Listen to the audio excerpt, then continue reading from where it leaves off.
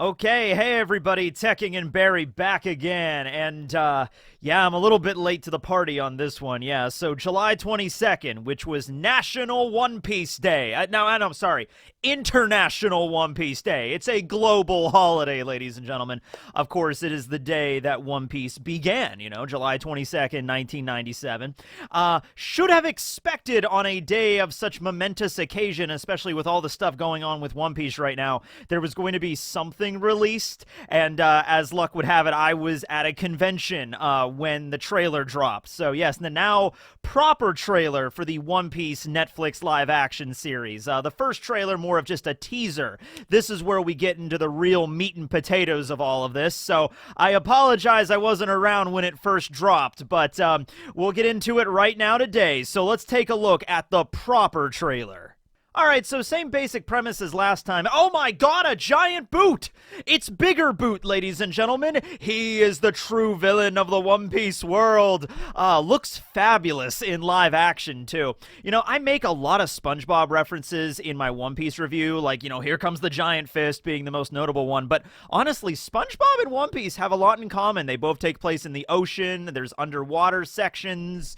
I'm sure there's probably a sponge fruit out there at some point. Anyway, we are kicking off this trailer like pretty much every single One Piece property ever with the execution of Gold D. Roger. I'm sorry, Gold Roger. Don't want to spoil anything for anybody now. His name is Gold Roger. Okay, so it's actually a really ominous scene where we have church bells ringing as Roger is being led to the gallows. So here he is at the scaffolding. So it's actually kind of neat to see how this really worked, because like in the series they don't actually show this part. It's just Roger like at the top of the execution stand, and I believe during Logtown Luffy is made of rubber. Of course, he's a monkey. He pretty much just climbed to the top of it. But no, the actual way that you would get to the top of the scaffolding to the execution platform is you would go inside and then they would slowly crank up an elevator. So it's actually this really foreboding scene where you have Roger slowly walking to his death. You have all of the Marine soldiers there in their outfits. Those look really cool, by the way. Yeah, those look awesome. And then it's just interesting seeing this realized in a live action setting. I don't know where this is shot right now, but like the building they picked behind here is just perfect for this. So Roger's back there as this crank is slowly like lifting him up to the execution stand, and like the crowd is just cheering him on in the meantime as the Marines are trying to keep everything just like in order. Like it's a little bit, restless right now, but after Roger does what he does, it's really going to explode. So it's kind of like a powder keg of piracy, as it were. Roger is played by Michael Dorman. And I didn't know about this casting choice, so this might have been just recently announced. It might have been announced along with this trailer, by the way, because I don't think his name was revealed last time I made the video about the teaser trailer. But anyway, yes, here's Michael Dorman playing Roger. I think he looks fine. I mean, it's Roger. We're not really going to see much of him here in Season 1. This is probably going to be his only scene he's in. Maybe there might be a flashback or two. The only other flashback I think could make sense, just going off of the manga and anime material, obviously, is something involving Buggy or Shanks' backstory, where they might include Roger there. That was actually something that was not revealed in East Blue, that Roger was the captain of Buggy and Shanks back in the day. We saw Rayleigh back then, but we never saw Roger, so that was kind of kept a secret until a little later, but I guess they could drop that early. But other than that, this is pretty much the only shot. In fact, keeping with the whole prologue epilogue thing, it would be very fitting if they had Roger in the first episode here as his execution that kicks off the Great Age of Piracy, and then in the very last episode as the crew is at Logtown departing for the Grand Line of the last episode of Season 1, they also have Roger there, maybe as like the cold ender or something like that after the credits or something. You're like, Roger's just like there laughing or something. I don't know. It's something cool. I think he plays the character really well there. He adds a little bit more of how to explain this. So Roger in the original manga, He pretty much was up there, and he's just like, "You want my treasure, mateys? You can have it! I left everything I own in one place and one piece, one or the other. Now you just have to find it, mateys!" But the way Roger's speaking about it here is, "I saw this world and everything it has to offer. I left my treasure in one place." You know, it's a little bit more of the idea of like, and it builds throughout the trailer. Like, it starts off as just like, you know, I saw everything in this entire world. It's almost like he's speaking very fast because, you know, he's about to die. So he's just like, okay, before I die, I've seen everything this world has to offer. And then it slowly builds, and he's like, just go out there and be free. And it builds and builds and builds to the end of it, which becomes like a lot more confident as he realizes he's about to die, but he doesn't really care. And then they do it. Something else that is added on here, and this is kind of over Roger's speech. So you see all the crowd just cheering and going crazy. This is a shot we saw earlier in the teaser. So as Roger is saying that, like, toss off the shackles, be free. There's a little bit of a more focus on that this time around, where in the original, Roger was just talking about how, actually, I think it was somebody in the crowd, some random dude, Ask D Question, I believe is his name, and he was like, "Hey, Pirate King, where'd you put your treasure?" And then that's what got Roger talking about it, implying that Roger wasn't even going to say anything unless some dude in the crowd actually spoke up, like, "Oh, you want to see my treasure? Oh, well, it's over here on this island." But no, this is a much more focused speech on freedom. Tossing off the shackles of oppression, as it were, and going out to sea, seeking freedom, on top of just being a pirate and treasure and everything like that. And that speech is heard over the shots of Luffy on top of the Mary at the Baratier. This was something, by the way, earlier. I thought that room on top of the Baratier, I thought that was going to be like Zeph's quarters. It still might be, but it's very clearly a lighthouse. And that was awesome. I'm like, it's a ship in the middle of the ocean. It's a restaurant. Of course it would have a lighthouse. People have to know how to reach it in the dark. That's actually a very clever addition. Very cool. We have another shot of McKenyu here as Zoro. He's in front of a table. It's actually kind of cool. If this is the table on the Mary, which going by the windows, I think it probably is. It's actually really cool. The table in the ship is suspended with chains, which makes sense if you're on a ship, a wooden sailing vessel that's rocking around, you'd either have to nail the table to the floor or have something like this. So that actually makes sense. We see the Watto. We also see Zoro's two other blades that are just the unnamed black swords. Not actual black blades, but like swords in a black scabbard and a black hilt. Yeah, they were just unnamed katanas that Zoro had. Here's a shot of Emily Rudd as Nami, looking impressed. She's looking at it as like a compass or something like that, and she's like, "Oh my god, it's incredible." Here is Jacob Romero Gibson, who's playing Usopp. He doesn't get that many. He didn't really get any lines at all. Him and Taz didn't really get any lines in the teaser trailer. And then here, we see a lot more of Jacob and Taz, but they don't really get a lot more lines. Taz, we actually hear his voice. He's going with a British accent for Sanji, as a matter of fact. By the way, I love this shot right here. I love this shot. I love trying to guess what the context is for some of these reactions and these facial expressions. This reaction to me right here is like, okay, Sanji is... this might actually be the scene where Sanji is leaving the Baratier, so he's looking up at the Baratier, and he's just kind of like, "Oh, goodbye, everybody. This is me going out on my journey," because it kind of looks like he has a bag over his shoulder. But it also kind of looks of like just the expression of like, I don't know, Luffy doing something crazy goofy up on top of the Baratier, like, "Let's go, Sanji!" And Sanji's just looking up at him like, "Yep, that's the guy I signed up with. Okay, all right, let's just... Yeah, you do you, buddy. You do you." Okay, so that's pretty cool. Okay, so now we go back to the execution. So Garp, played by Vincent Regan, I want to say, it sounds like Reagan, but there's no A after the E, so I'm thinking it's Reagan. But anyway, sorry if I mispronounce anybody's name here, but he does a fantastic Garp. So he's actually present during the execution of Roger. He's on top of the scaffolding here, and he's the one that's probably like, you know, Gold Roger. I'm actually really curious how they're going to handle that. Are they going to call him Gold Roger right out of the gate, or like Goldie Roger out of the gate, or are they just going to keep with Gold Roger? I'm actually very curious on how that's going to pan out. But I imagine Garp here is going to be the one that's going to be like, King of the Pirates, do you have any last words? And not expecting him to do something with it. And then Roger's the one that's like, I found everything this world has to offer. You know, wealth, fame, power. And then he builds and builds as the thing goes. So, I don't know if I should bring it up here. You know what? I'll wait until at another point in the trailer to address something. And it's something that, like, everybody should already know and realize, but I will bring it up directly because I've been seeing a lot of it online, and I need people to, like, understand what this is going to be, all right? But just put a pin in that for right now. I'm sure...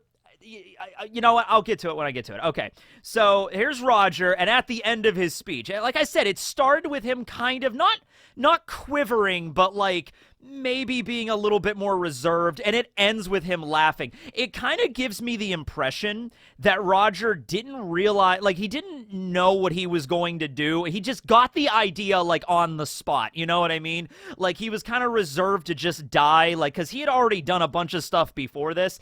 But then at, like, the last minute, like, right before he dies, he gets the idea, like, wait a second, I just thought of something hilarious. You know? I'm gonna set everybody on a treasure hunt, and it's gonna go wild, and then I'm gonna die, and it's gonna be insane, you know? It's almost like he's realizing it right at the end, and he just came up with it off the cuff, which is very hilarious. By the way, love his mustache. Does a great job. Okay, the mustache does a great job. The mustache was also an actor. We don't know their name, but yeah. Okay, and we have a scene here with Luffy. This is a nice little just transition because, you know, Roger just has this big epic speech of go out there, toss away the shackles, and go out there to the sea and find my treasure, you know, wealth, fame, power, all that crap. And then it immediately cuts to Iñaki being on just a little ship. I love how it's just like a bunch of sheets and towels that are a sail. Like, honestly, so in the original, he goes out to sea in just a little fishing boat, right? And I like the idea that Luffy, he like made his own sail, or it's like just some really crappy dinghy that was in the side of like Fuchsia Village, that he took the shittiest boat, which is canon. He actually did take the crappiest boat he could find to go with. Somebody actually offered him like their own fishing boat that was a little bit bigger, and Luffy's like, nah, I want to start from the very beginning. So Luffy's looking down and he's like, hey, you want to join my crew? And it's a news coup. And first of all, I love seeing the news coup in the live action. Look at that guy. Look at him. He's an adorable little seagull guy. They could have messed this up by making that just like a regular seagull, right? It could have been like Luffy, cut to Luffy, and he's like, join my crew. And then it's like, womp womp, it's just a bird. The fact they made it a news coup, which is, you know, that's in the One Piece world, you know, that's what seagulls are used for, to deliver newspapers. I love the little attention to detail there, okay? That's really cool. That's really cool, right? Also, I just want to imagine, like, if you have never seen One Piece before, right? You've never seen One Piece, you don't know anything about the manga, nothing about the anime, and I'm assuming this is going to be in the first episode when we meet Luffy. How weird would it be for someone just watching this? This might actually be the first what the hell moment for new viewers. Like, okay, you got this guy, Gold Roger, who's apparently the king of the pirates. Okay, he's being executed. All right, cool. We have this guy, Garp, who's the marine that caught him. He's like, all right, cool, I guess I'm following along. And then we get introduced to Luffy, maybe, and then we get this. And it's like, wait, what? Huh? What is that bird? Why is he wearing a hat? Why does he have earmuffs? Why is there a pouch, huh? But it's so cool. So cool. Love it. All right, so then the news coup just flies off, and Luffy's like, mutiny! So, and then we get going. And now we go over to Luffy's voiceover, where he's talking about, like, why he wants to be a pirate. Somebody's asking him, like, why would you want to be a pirate? And he's like, well, it's the most fun thing ever. You know, I love the way Iñaki is portraying Luffy in terms of just his voice. Because the thing is about Luffy, he is very childish. He knows when to be serious when he has to be serious, especially when somebody messes with his friends or something personal to his dream. Luffy will be serious. It's like a light switch with him.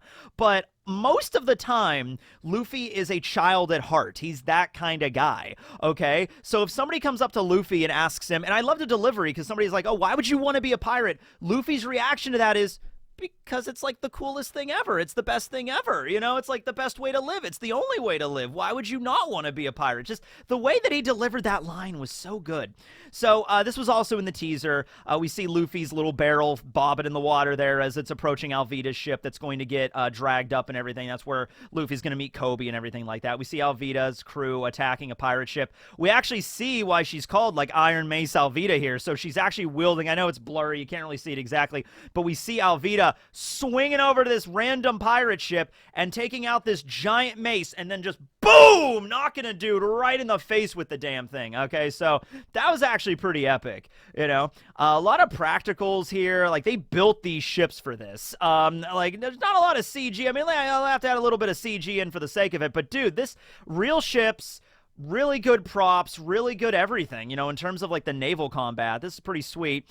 This is the scene of Luffy climbing up on the deck of the ship. So this ship right here, it reminded me of, I'm thinking this might have been the ship they took from Buggy, because remember for a while there, Luffy and Zoro, they took like the ship that, they took like a ship off of Shell's Town that was just like a regular little ship that had like a sail, and then Nami later steals one of Buggy's ships from his crew, and they had two ships for a while until they really got the Mary at Syrup Village. So this might be one of Buggy's ships. It has this little jagged design down there, kind of reminiscent of that.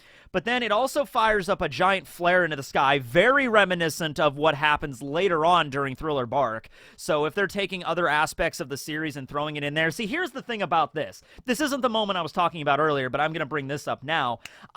We don't know if we're getting a season 2 of this, okay? We won't find out about that until how people react from season 1, okay? I really hope it gets a season 2. I hope it continues, because that would really prove something, that anime can be live action. It is feasible for this to work well. So I really wanted to get a season 2. I genuinely do. But here's the thing. If they are going with the idea that, like, hey, look, this might not get a season 2, this is just going to be, this might be it, maybe taking some other aspects of the show and throwing it in here in season 1 might not be a bad idea. So this is something like, if this is played up as the same deal where like Luffy accidentally sets off a flare, it fires up, explodes, and then instead of Thriller Bark, it's Buggy's crew. Maybe this is how they find them or something like that, or something along those lines. Like that I'm okay with, because it's like, hey, there's some other ideas from One Piece in the manga that don't come later, but this might be our only chance to really show that off. Garp is also a really good example of that, where Garp does not show up in the original, like he's in the East Blue, but in a cover series. I don't even think we know that he's Luffy's grandpa in that cover series. We get introduced to him as Vice Admiral Garp. Now, if you saw Romance Dawn version 1 and 2, you already knew that Garp was Luffy's grandpa in those, okay? But I'm just saying, like, in the context of the One Piece mainstream manga, I don't think we learn about Garp being Luffy's granddad until a little later. And also, Garp really doesn't have any presence in the East outside of that one cover story, okay? So they decided just to put, no, Garp's there. He's going to be at the execution of Roger. We're introducing Garp as a character straight away. Dragon has also been cast, so I'm thinking they might even play up the whole Luffy and then his dad is a revolutionary, his granddad is a Marine. They might be playing that all up in the first season. We might learn about all that stuff, like Garp and Dragon and Luffy's familial connection, like in season 1. And I'm okay with that, because it's like, hey, we might only get these many episodes and that's it. So let's take this in and we'll see what we can do with later, okay? So the only thing about this not being Buggy's ship is it pans back and you can actually see a chest with the symbol of the world government on it. I guess it's also feasible they could have stolen that and taken it and putting it on the ship like it's treasure from like a world government ship or something. Maybe that was the device that fired the flare, because the flare seems to come from their ship and they seem rather surprised by it. So it might have been something that they triggered, like it was a trap or something, like in Thriller Bark later. Like that was just the first thing that sprang to mind. It could be something completely separate though, not really sure. This could be just a flare announcing Buggy's circus and it's not even directed at them or caused by them, but I'm not really sure, right? Okay. So this is the first version of the Jolly Roger that Luffy draws, and he's like, it's finished! Dude, I really love that. I mean, I don't... Look, everybody's opinion is their opinion, but, like, I genuinely love the way Inaki is going to portray Luffy. I love the childishness, but also the carefree kind of just like, hey, guys, let's be pirates! You know, it's the best thing ever! Hey, check it out, guys! I made a flag! Maybe it's just because that's akin to my personality in a way that I'm like, I get this guy. I get it. Okay? But I'm just saying, if I was on a pirate crew and I drew a flag, I would be proud of that damn flag, and I would probably announce it the same way Luffy is here. And I love the reaction from Nami. By the way, Emily Rudd wearing glasses as Nami. All of the yes. She actually does wear glasses in Skypiea for like a chapter. We only see Nami wearing glasses like once in the story. And I've always thought she looked really cute wearing glasses. That works for her. And she just only wore them once. So now she's wearing glasses. Great. Awesome. And she has a very, as in with the teaser trailer, she has a very sarcastic quip. It's just like, what is that? And it's like, our Jolly Roger for our crew. So... some people brought up that, like, Nami is a little bit standoffish, sarcastic, stoic. I wouldn't exactly call her like an ice queen, not on that level, but she's very reserved, okay, as it is, from the first trailer and now this trailer. But, you know, that makes perfect sense given her arc.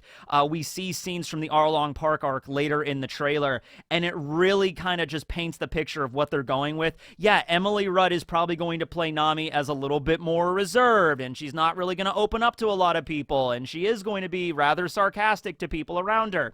But then, as she warms up to the crew and then finally reaching the crescendo of the Arlong Park arc, that is really, I think, when she's going to shine as an actress in this. And from what we saw so far, there was also a reveal that Oda spoke about the scene with, you know, the whole crying, you know, help me Luffy scene at Arlong Park. And Oda said that they, like, nailed it perfectly. Like, it was a very tearful performance by Emily Rudd there. So I have no doubt that scene's going to be good. But Nami's, remember, all of the East Blue is essentially Nami's character arc. From the first time we meet her to the end of Arlong Park, that is an entire arc for her, okay? Not to say that all of East Blue is focused around Nami, but that is like the end point, okay? Because like Usopp has his little story arc, and we resolve that with Syrup Village. Sanji has his story arc, we resolve that with the Baratier. Well, there's more later, but you understand what I mean, okay? But yeah, Nami's thing is, we meet her during Orange Town, and then Syrup Village, Baratier, and everything like that, but there's always like an underlying mystery with her of where this is exactly going, and then that is the finale of East Blue. So yeah, keep an eye out for like the way Emily Rudd portrays Nami throughout every episode. I think that's going to be really unique there. There's just Mackenyu and Nami there just looking at the flag like, oh god. This is okay, so this is where I want to bring this up, okay? And it's a subtle thing, but I need to mention this, okay? All right. In this shot right here, Luffy announces the name of the pirate crew. He says, "We are the Straw Hat Pirates." Okay. Now, there were I'm reading the comments, right? Like, I'm watching this on YouTube. I'm watching the video when it aired. I'm rewatching the trailer all over again. And I'm noticing, and it's not just with this scene, but it's also the scene with Garp as well. And I'm going through the comments, and I'm getting a thread of like, they messed up. Hey guys, they made a mistake here because Luffy was not actually the one that named the crew. It was actually Smoker that gave them the name the Straw Hat Crew. They messed up here. That's an error. Or with Garp being at the scaffolding, Garp being at Roger's execution. Actually, Garp wasn't present at Roger's execution. He was actually at Marineford while that was going on because of Strong World and Shiki. Garp and Sengoku were dealing with Shiki while Roger was at the East Blue, so Garp couldn't have been there. They made a mistake. All right, guys. I'm sure most of you get this. Most of you understand this. But I just got to reiterate it again, okay? They're going to change things with this. It makes sense for Luffy to name the crew, but that's not even what I'm talking about specifically, like this scene and the scene with Garp. What I'm saying is, if you are watching this trailer, and you are, not to say that you notice the differences, because I notice the differences too. Noticing them is fine. In fact, I could even see making a YouTube video about like, oh, here are some things that were different or changed in the live action as opposed to the manga and the anime. Not in a negative connotation kind of video, just like, hey guys, just for your information, here's some stuff that was changed. That's like a video idea maybe, okay? But I'm going to say this. If you're watching the trailer and you see a scene like this, where Luffy names the crew directly. And that actually makes you upset. It like irritates you. It's like, no, that's not how it was done in the manga, therefore I don't like it. Like, if that is your reaction, and I understand that is a not that many people, that is not even close to the majority of this. I get that. I just gotta say, you are not going to like this then. It is a different One Piece property, okay? They are going to change things. Some things are going to be small. Some things, as Oda even said in his letter, which he recently released, some characters are going to be omitted. So I'm just saying, like, if you're watching this trailer and you get upset or you actually think it's an error of what they're doing, it's not an error, it was an intentional decision. And if you are upset over that intentional decision, you're not going to like this. And if, in fact, I don't know for certain, but from what we're going to see later in the trailer, they are actually, I don't know, I have no idea, but I have a feeling looking at the way that everything's set up, they're actually going to omit one of the villains from East Blue in this. So if that's something that irritates you, you're not going to like this no matter what. All right, I'm just saying. You know, but it's a different property. You got to understand they're going to change things. They're condensing all of East Blue down into, I believe, 8 one-hour episodes, or around an hour long each, I would assume. Maybe some might be shorter, some might be longer, but that's just what you got to do. What matters to me personally is the way the characters are portrayed. Okay, that's the number one thing. I have other concerns involving CG and how abilities are going to be shown. From Luffy's end of things, I thought it was fine.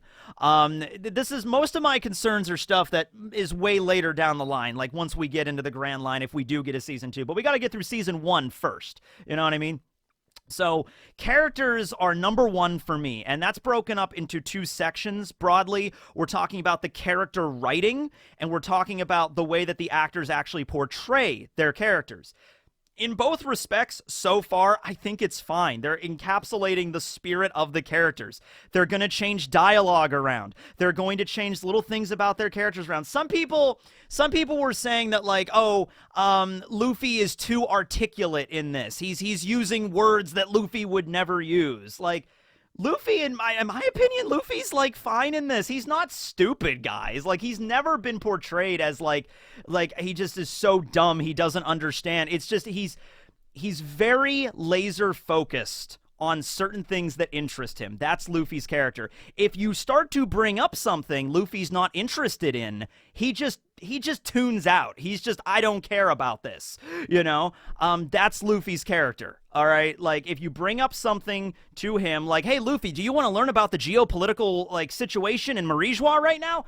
It's not that Luffy would be unable to process that. It's just, nope, that's boring. You deal with that, Robin, or you deal with that, Nami, you know? That's the point. But no, the spirit of the character is there 100%. So, yeah, it's fine. But yeah, just to bring that up, because I've seen that with a few people, like, hey, they changed this, therefore it's a mistake. No, it's not a mistake. It's the way that they intended to do this, okay? You can have the opinion of, like, that was a good decision or a bad decision for them to make, but it was intentional, all right? It wasn't a mistake or an error on their part, like they just didn't know that Luffy wasn't the one that named it in this scene, so they just threw it in there. You know, that's not what happened. So, oh, here's a cool scene where we just have Nami drawing a map of the world. She's making it very simple for, like, probably newcomers of the audience to understand what the world has actually looked like. And it's a pretty simple way to draw the world. It's like, it's a round Earth. You got north, east, south, and west blues. And then you have the red line that's, like, on the prime meridian. And then you have the equator, which is the Grand Line. Pretty easy to make sense of. So I think that's a great display of geography there. This is the scene where they're in Buggy's tent, his big top, as it were. We have some fire breathers there. We have a shot of Yoru, which is Mihawk's trusty blade. We're going to see Mihawk a little bit later here. Mihawk is played by Stephen John Ward, and Buggy is played by Jeff Ward. I don't think there's any family relation, but there might be. I don't think there is, but I guess Ward is not a super rare name or anything like that, but it's just interesting that I noticed that. Here is a shot of Klahador or Kuro appearing behind Mary, about to cut him down. This is probably the scene where Mary figures out, like, oh my god, no, he's actually a pirate. And so we don't actually see Kuro here, but he is in the background looming. We have a shot of below. Okay, so this is something else. This is new from what I understand. This is Zoro at the bottom of a well with the Watto. So this is a scene I would imagine during Arlong Park, because he's wearing the blue shirt, and he doesn't seem to have his other swords with him, so they're probably broken at this point.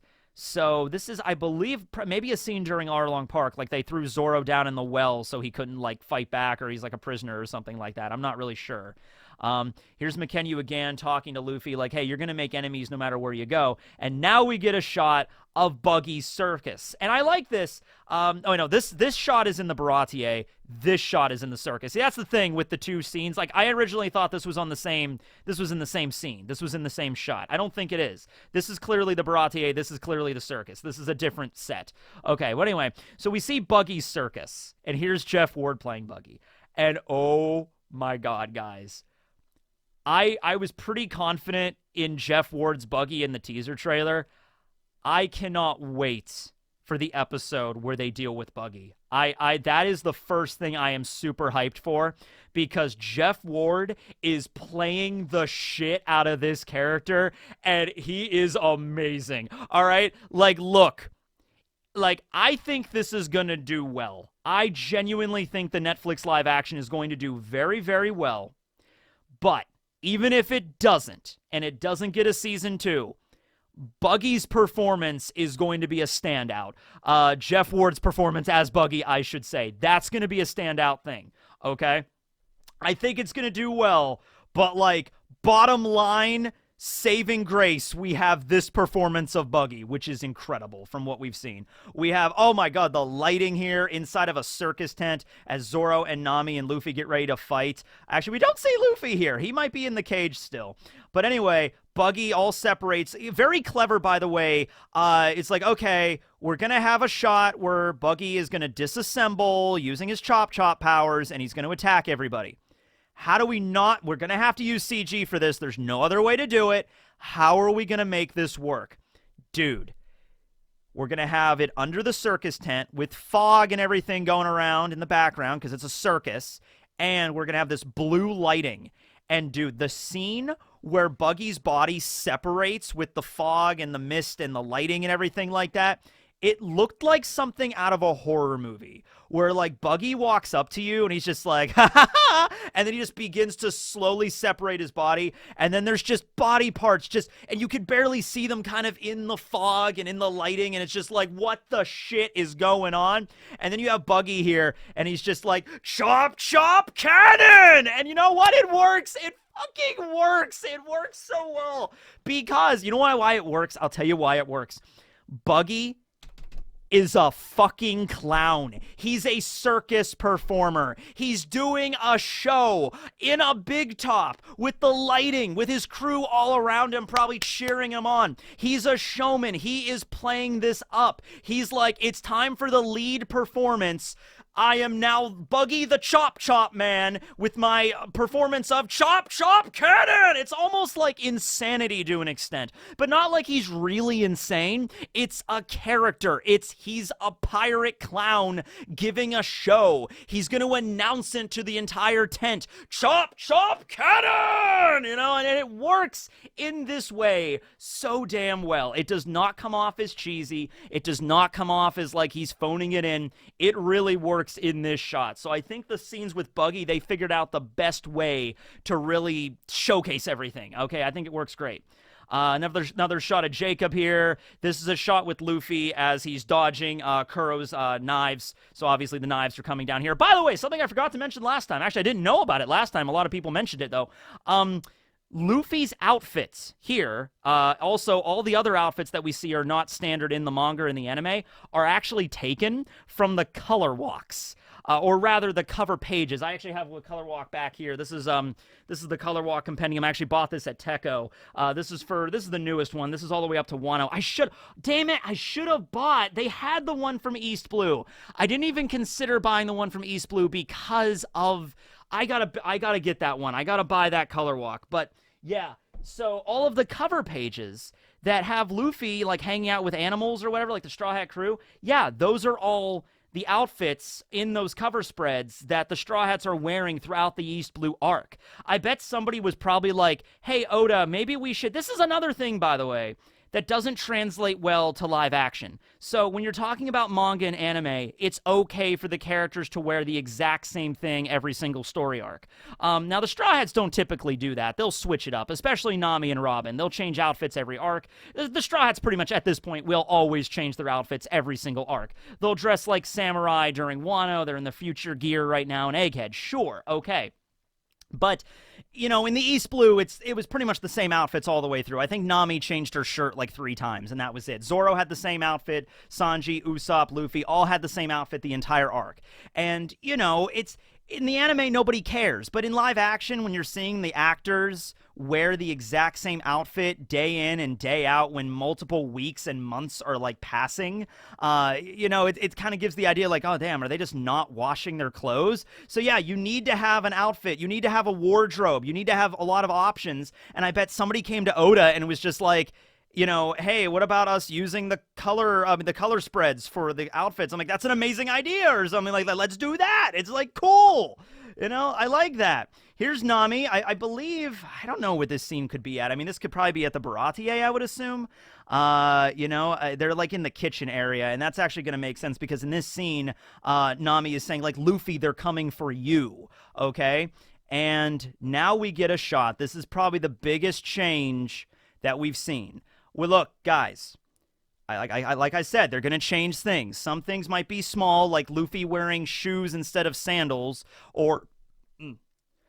Now, like I said earlier, some of this stuff is going to be small changes, like Luffy wearing shoes instead of sandals, and other stuff is going to be major in terms of, okay, you are now taking arcs and you are changing how they are structured and how they lead into one another, okay?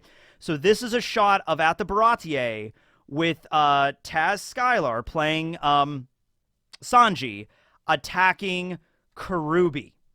So this is Karubi right here, one of Arlong's men, okay? And we have a nice little shot here of Zoro and Sanji, and they kind of have their back and forth of, you know, like, you know, I saved your ass, and Taz is like, no, I saved your ass. I can't do a good British accent. I apologize.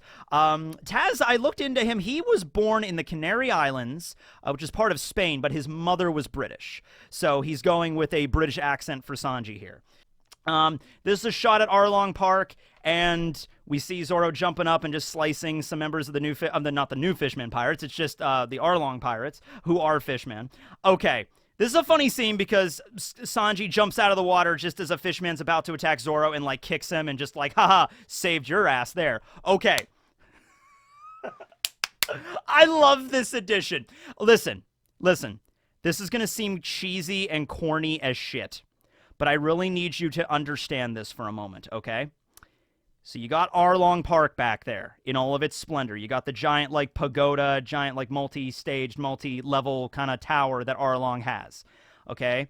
You can also see little attractions that are, like, Shark Attack and Ghost Trail and stuff that you would see at, like, an amusement park. Okay. Many of you might be sitting here like, why the fuck would Arlong have, like, amusement park attractions in his home base? That is the stupidest thing ever. No, it's the most clever thing ever. And you know why, if you know why, okay? Arlong, and we don't find this out, by the way, until way later in the story. Arlong based his home base, Arlong Park, in the East Blue at Kokoyashi, off of the Sabaody amusement park, off of Sabaody Park, the place where Brook did his concert. He based it off of that because when all of the Arlong pirates were kids. When Arlong and Karubi and Chu were all kids, they would swim up to the surface at night sometimes, and they would just watch the lights of the Sabaody Archipelago's amusement park. And they wanted so bad to go in and play, but they couldn't because they're fishmen, and this is Sabaody. They could be, grabbed by a celestial dragon or sold into slavery or something like that, right? So they could never go. But then when Arlong grew up and his hatred of humans swelled and swelled, he decided to build his home base. It was modeled off of Sabaody Park. It was modeled off of that place. That's because he wanted to go there. It was like a childhood dream of theirs. So when you actually realize that Arlong Park is not named that just as clever, no, it is named that because he's basing it off of an actual fucking amusement park. And the idea that Arlong would have these twisted kind of like carnival amusement park games, like let's play Shark Attack. I'll be the one that's actually the shark. I'll play the shark. You have the ghost trail back there, dude.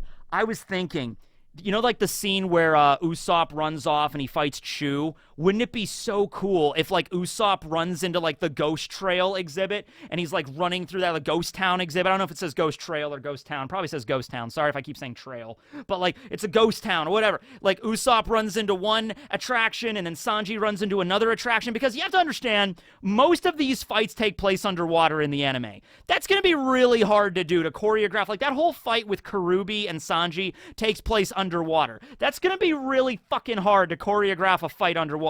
Could you do it? Yeah. Is it really hard? Yeah. Wouldn't it be easier to just have all these different attractions and then maybe Sanji runs off over here into one attraction, Zoro runs off into another to fight Hachi, Usopp runs off over here to fight Chu? Dude! That's clever. I like that type of shit, all right? They're like, okay, we can't have all... Also, by the way, just to say this, all of those fights, except for Usopp's, Sanji versus Karubi, Zoro versus Hachi, and Luffy versus Arlong all happen within the same area. It's in front of Arlong Park, in front of that pool, okay? Which is okay, but it's a little bit cramped. There's not really a lot of space. So it's like, hey, okay, instead of having these fight underwater and having all the fights in one central location, how about we separate the Straw Hats? They all have their individual battles. Luffy will obviously fight Arlong in front of Arlong Park, like as he does, and we're actually going to even see that later. Here's just a shot of Nami looking awesome. And then the Straw Hats there. There's the one scene Nami's there. She's like, oh, they're just idiots. And it's like referring to like Zoro and Sanji, like, don't worry about it.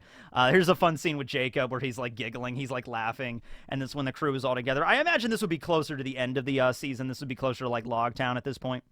But anyway, here's the Baratie once more. They're probably doing, I'm assuming, CG to make it look like it's in the middle of the ocean. I'm pretty sure this was not shot in the middle of the ocean. But also expanding everything is like the docks, because there has to be a place to dock the ships. That just kind of makes sense too.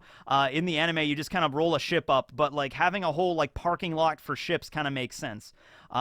Here's a shot of Usopp wearing a captain outfit. That's also from a cover spread. Luffy in his overalls, also from a cover spread.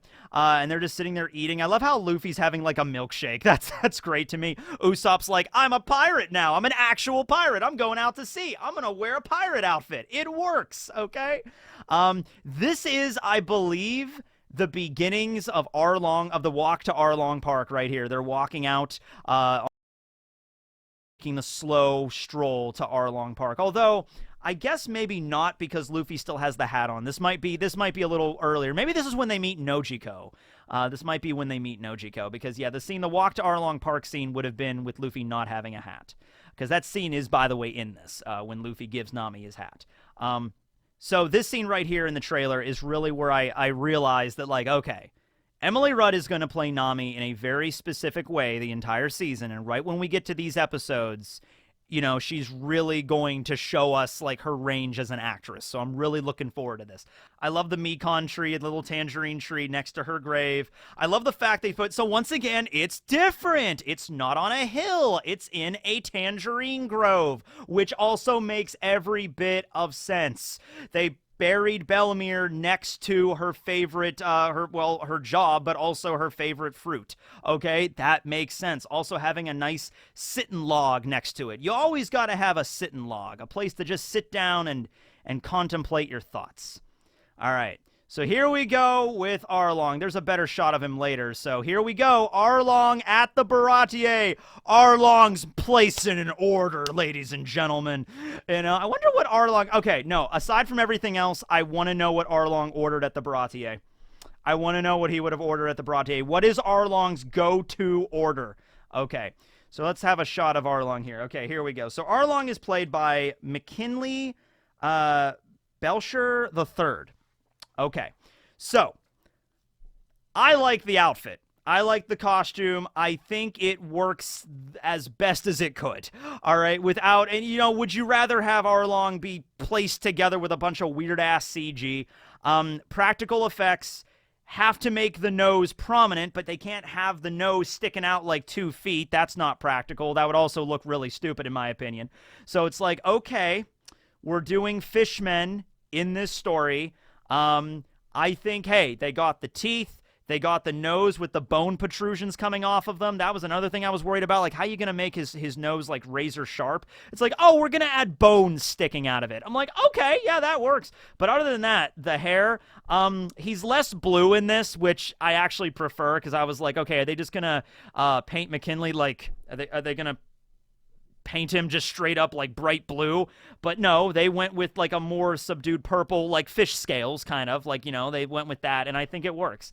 Arlong's costume, Arlong's appearance is probably the one that's the most divisive out of all of them I've seen. I don't know if it's like a 50-50 split, but I've seen a lot of people go thumbs up on it, and I've seen a lot of people go thumbs down on it. I'm okay with it. I think it looks very intimidating. I mean, you would not want to get, like, in this guy's face, you know, for a number of reasons. You know, he could bite you. He could stab you with his nose.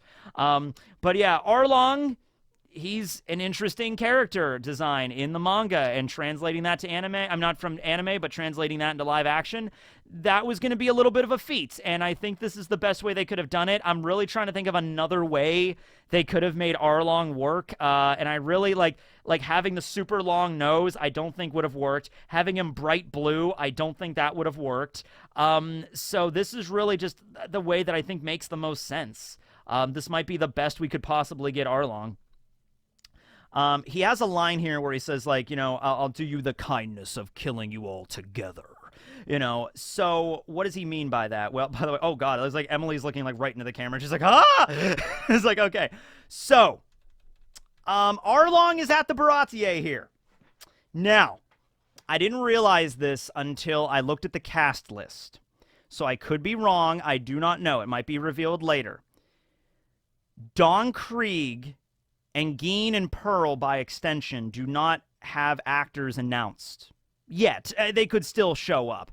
But we know that there's an actor playing Morgan and Buggy and Kuro and Arlong. We don't have any actors announced for Don Krieg, Pearl, or Geen. So, what I am thinking is they're probably going to cut them. Maybe not for certain. Maybe they will still appear. But I think they're going to minimize their involvement in the Baratier arc. And instead, we're going to have Arlong arrive at the Baratier instead.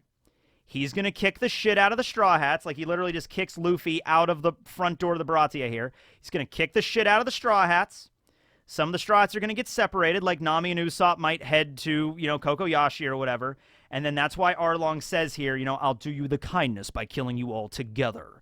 The implying that, like, not all of the Straw Hats are at the Baratier right now. Some of them might have left. And so Arlong's like, I'm leaving.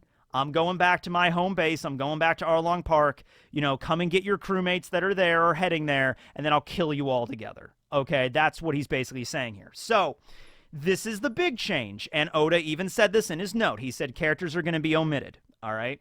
I'm thinking if the way it is right now, Don Krieg might play a bit part of, like, they might be at the Baratier talking about how powerful Don Krieg is, and then Arlong just shows up with Don Krieg, like, his just at his, like, throat, and he just throws Don Krieg on the ground, and then it's like, oh, shit, Arlong kicked the shit out of this really strong pirate.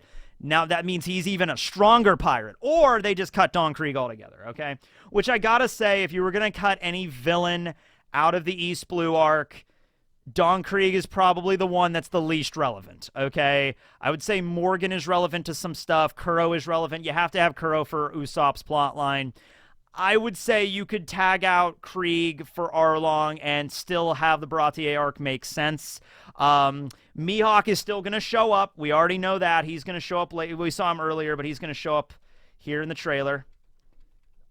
There, boom. There's Mihawk right there, played by Stephen John Ward. I don't know if there's any relation to Jeff Ward, but there he goes. By God, he looks perfect. He looks perfect. This is like perfect casting for Mihawk. The contacts, it works great. Okay. But rolling it back. Okay. So I'm thinking this might be the biggest change out of all of it. Like, you know, oh, Luffy names the crew. Not that big of a deal. Luffy wears shoes instead of a sandals. Certainly not a big deal. Garp being present at Roger's execution. Not a big deal for me. Omitting Krieg. It's like, okay, you are taking a villain out now, all right? I'm going to wait to see how it plays out. I'm actually kind of interested. Some people might be okay with this, some people might not be. But here's my viewpoint on this, okay? We all know the One Piece manga because we've read it and the anime. We've seen the anime. Wouldn't it be kind of fun, maybe just a little bit fun, to be watching the live action? And it's like we know, it's like sitting there like, I know exactly how the One Piece story goes, so I know exactly what'll happen and when it'll occur. But now it's like we're in a parallel universe where things are a little different. What if Arlong went to the Baratier? He lives in the East. The Baratier is the best restaurant in the East. Why wouldn't Arlong stop by every now and then to get that endless buffet special? It's not something ridiculous. Like, Arlong would never go to the Baratier. No, I mean, I could see Arlong making a trip to the Baratier. Like, hey, let's go see, let's go see what the freaking, restaurant is that's floating in the ocean. Let's see what's going on there and knock some heads while we're at it, Why not? They basically run a massive gang. I think Arlong, it was mentioned, he controls like a dozen or so towns in the East or something like that. So it's like, it makes sense why he would do that. You know what I mean? So we'll see how this pans out, but I'm actually kind of excited for moments that like, hey, this is something new. This is different. This is a deviation from the way that I know the One Piece story. Let's see how this goes. Let's see how it would work if it went this way. All right? So let's see how it pans out. All right. This is a cool shot of McKenna doing the, you are my captain until the end of this journey. Okay, this is after he was defeated by Mihawk. It's not in the boat. He's in a bed, clearly. But he looks over to Luffy like, hey, I am with you. So this might actually, Mihawk stuff might occur first, and then Zoro might be taken back into the Baratier to heal, and then Arlong might show up after this, is what I'm basically saying. Here's Arlong with his giant sword, his sawtooth blade. It has a name, but I'm forgetting it off the top of my head right now.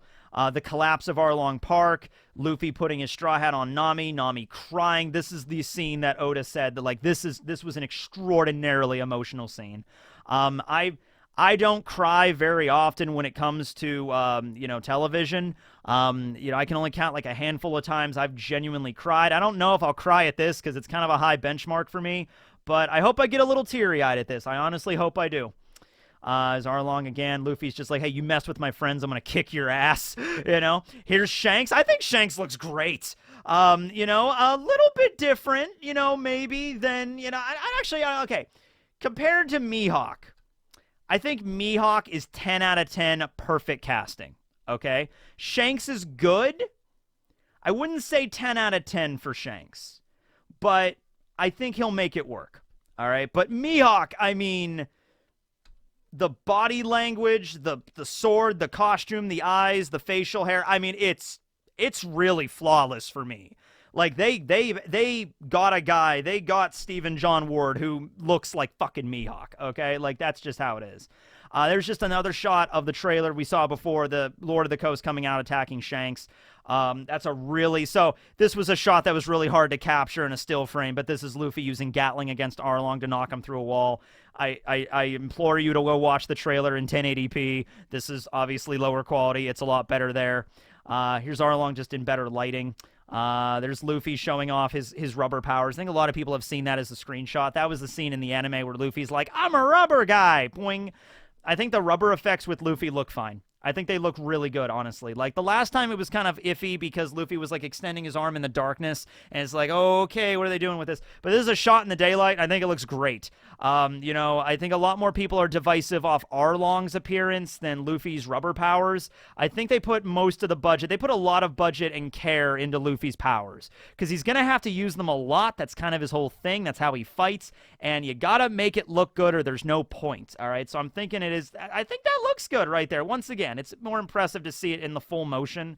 But yeah, they even got the lighting coming in from behind him through his skin. That's actually a really cool effect there. Which, by the way, I'm not sure. I wonder if that was done purely with CG or if there's some practical effects with that, because you can actually see how practical effects could work. They can make a piece of stretched skin, and it's like, okay, Iñaki, just stretch it all the way back, and then we'll just CG it transition. Like, that might be partially practical effects there. Yeah. Luffy on top of the Mary there with the Straw Hat flag flying true. Here's the big moment where they're all there at Arlong Park ready to fight. I love the giant sharks in the background there. So McKenna only has one sword in this moment, so Mihawk's going to break two of them. Nami has the bandage around her arm after she stabbed herself. They even added Nami's rings. Nami's belt pants rings. I'm not sure what those are, but maybe we'll find out what they are here. Maybe that's her wallet or something. I'm not sure. Okay. And then it ends with Luffy saying, you know, I'm going to be king of the pirates. And once again, he says it, like, very well. By the way, in case you are curious, they actually are going to get the original Japanese voice cast for the Japanese dub of this show. So when it comes out, it's going to be on Netflix, obviously, and it's going to be like, okay, different audio choices. And there is going to be a Japanese dub, and the Japanese dub is going to be the actual Straw Hat's voice from the Japanese. So if you're somebody that's just like, no, I cannot stand Luffy having this voice for whatever reason, I think it's fine. But if you have a problem with it, well, guess what? They're trying to cater to as many people as possible, as wide of an audience as possible. If you just don't like the voice, you can go and listen to Luffy's original Japanese VA. There you go. Perfect. Also, by the way, it's important to mention here, like, it's not uncommon for a lot of male characters in anime to be voiced by female voice actresses, okay? So Luffy's voice actresses in English and Japanese are women, okay? But Luffy is being played by Inaki here, who is a man, okay? So it's obviously going to be a different voice, as if that should be obvious, but once again, to bring it up. You know, Bart Simpson, same way, Nancy Cartwright, you know? Like, if they ever did a live-action Simpsons, I don't think Bart Simpson would be played by Nancy Cartwright, who is a grown woman. I don't think that would really work for a casting of Bart Simpson. So, you know what I mean? Like, the voices are going to be different, obviously. So, okay, and then here we have at the ending, after the credit, after the title card, we have Luffy and Kobe, which, by the way, Kobe's actor, Morgan Davies, perfect. He looks like Kobe. It's like him and Mihawk are like the perfect actors, like 10 out of 10 for their characters. That is Kobe 100%, and Mihawk is Mihawk 100%, all right? Well, anyway, we're looking here at a board of a bunch of different wanted posters. So we see Alvida. By the way, I love the stylistic choices on the wanted posters. It looks like there's an interesting little filter put over them. Keep in mind, they're taking these pictures with snails. They're taking these pictures with visual Den Mushies. It would make sense that it would come out not looking like a perfect photograph. So we see Alvida's, which is front and center at 5 million, which is her bounty. But if you look down on the left, you could actually see Cavendish's. So that's what I mean. Like, they don't know they're going to have more than one season. So it's like, let's throw in some Easter eggs from later on in the story. So people that are watching this, if you're brand new to One Piece, you're not going to get it. But if you're a fan, you're going to notice that immediately. Cavendish. And it makes sense for Cavendish to be there. Cavendish began, he was a super rookie. He went into the New World 3 years before the Straw Hats went to the New World. So yeah, it was 3 years prior to the present story. So that's factoring in the 2-year time skip, right? So it was like a year before Luffy reached Marineford. That was when Cavendish started up. So it would make sense for Cavendish to be here. Also, his bounty would be way higher than Alvida's, but it makes sense that he's in the background right now because this is like East Blue. Like, he's a New World pirate. He's on the other side of the planet. He's not really, like, relevant in the East right now. Alvida would be the more pressing threat because she would be the one going around, like, attacking people all the time, you know? We also see Foxy there, bounty of 24 million. Also, I love the world government propaganda posters and also the pirate support group poster. Pirates? No, no, no. Are you a victim of piracy? Come to the 11th and A Streets at 7th and 10th and A Streets at 7:30 Monday to share your story. Speak up now, now, now. Brought to you by the world government. I love the world building there. It would make sense that there would be pirate support groups. Pirates are going around murdering people all the time. You'd walk in and you'd be like, hi, my name's Matt. Hi, Matt. Matt, how have pirates damaged your life? Pirates burned down my house. They killed my dog. They killed my cat. They stole my parakeet. God damn pirates. It's okay, Matt. We've all been there. We've all been there. Okay? It's like... Oh my god, the world building, I love it. Also, like, you got like world government propaganda, like citizens don't convert with pirates, you know. But yeah, Luffy and Kobe here, it looks great. Oh, we see Bellamy. That's right, we see Bellamy too. Bounty of 55. They got all the bounties right. They nailed all the bounty numbers. Bellamy. And I don't know if, by the way, if they've casted, like, this is actually going to be the actor for Foxy. This is actually going to be the actor for Bellamy. And I don't even know who this actor is. But I guess they're planning ahead. Because, dude, if we're going to do East Blue Season 1, maybe Alabasta is Season 2. I'm assuming if they did get a Season 2, there'd be more episodes than 8. So maybe we do more episodes in Season 2. Maybe we have all of Alabasta there. Bellamy wouldn't be showing up to like Season 3 with Jaya. And freaking Foxy wouldn't be showing up to probably like Season 4. And Cavendish wouldn't be in like Season 8. Okay, so it would be... I don't know if they're playing the long game here. I don't think they are. They're just putting this in there just for reference now. Okay, just to like more of Easter eggs, if anything. But, you know, who knows? Maybe we will get to the point with Bellamy. Who knows? And Luffy just kind of looks at it at the end of the trailer. And he's like, yeah, because Kobe's like, yeah, it's horrible. There's so many pirates. And Luffy's like, yeah. Where's my face at? All right. And then da-da-da-da, August 31st. Okay.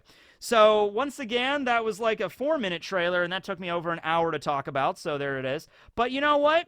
That was it. And I am super pumped for this. I really genuinely am.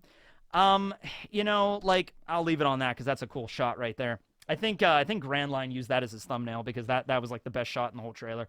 Okay, look.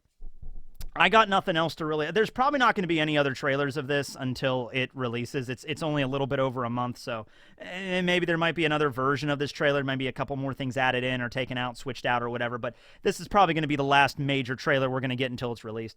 Look, at the end of this, all I can tell you is, once again, if you just cannot stand...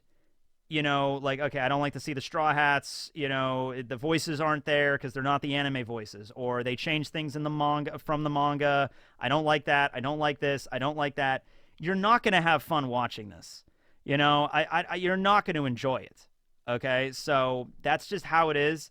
Okay, so, like, a live-action property that I really disliked, how not to make a live-action anime, I would say, is the Netflix version of Death Note. The main reason I did not like that was because of the way they treated Light's character. That's why characters are so high up on the list for me. Like, Light Yagami in Death Note is, and I'll take this off the screen because now I'm kind of doing my, like, ending thoughts here. But, like, Light Yagami in Death Note, right? He's this super genius high school student who's, like, a sociopath and, like, has a god complex and is, like, key at, like, manipulating people and being very charismatic and acting and getting what he wants, okay? He's, like, always 10 steps ahead of everybody. And the way they portrayed him in the live action was just like, kind of smart high school kid, but he's just a normal dude. He's like, sorry, you lost me, you know? But the way they're portraying these characters here, so far, and we've gotten Luffy, you know, Inaki mostly on how he's portraying Luffy out of all of them, Makenyu and Emily as well. From what I've seen from this trailer, they're all portraying the characters very well. From what I've also, you know, heard from what their lines are, the script writing is also pretty good. There's only so much you can extrapolate from a trailer, but I'm really hyped for this. I genuinely am. The characters are there. Okay, so I can forgive if at certain points the CG's not looking great. I can forgive it's like, oh no, they cut Gaimon. You know, what will we do?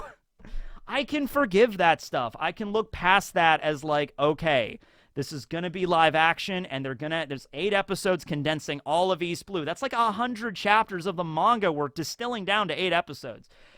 I want to see where they go with it. If I genuinely like it, I'll tell you that I genuinely like it. If I think it's genuinely mid, I'll say that. And if I really don't like certain things, I will say when I don't really like certain things. But I can't really do any of that until we get to the reveal of till we get the premiere. I'll be watching the premiere, and I think I'll be doing episode by episode videos. So watch episode 1, and then I'll do a review of episode 1. Then I'll watch episode 2. That's going to be tough just because of spoilers and whatnot. But I'll figure out a system. Don't worry, I'll get there. Actually, you know what? No, I think the smartest thing for me to do would be to watch all of the episodes at once, but maybe just do episode by episode reviews of them.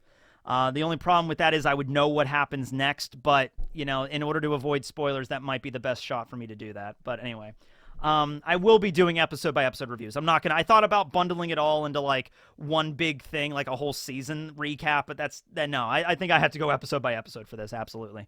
So yeah, that's that. That's the second trailer, the proper trailer.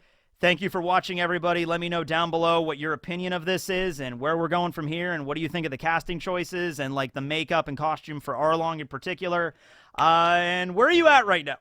Excuse me. Where are you at right now on the scale, okay? 1 being, like, I'm not going to like this. I know I'm not going to like this. Or 10 being super freaking pumped. King of the Pirates, let's do this! Where are you at on that scale? 1 to 10. Let me know. Thanks for watching, everybody. This will be Teching and Barry, and now introducing Pop Figurine Jinbei, signing out.